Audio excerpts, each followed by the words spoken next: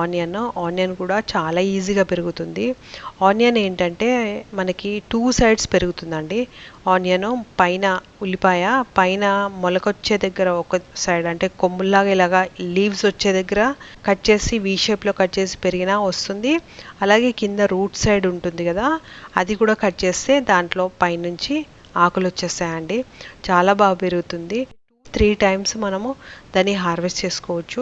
అవి చాలా బాగుంటాయి అండ్ ఫ్రెష్ కూడా ఉంటాయి. మనకి అది 2-3 డేస్లోనే ఫుల్ గ్రోన్ ఉల్లికాడలు వచ్చేస్తాయి అనమాట. ఒక్కొక్కసారి ఏమవుతుందంటే మనం కట్ చేసి బయట పెట్టినా కూడా అది గ్రీన్ది అలాగే మొలిచేస్తూ ఉంటుంది అనమాట. భూమిలో పెట్టకపోయినా కూడా పెరుగుతూనే ఉంటుంది ఉల్లికాడ.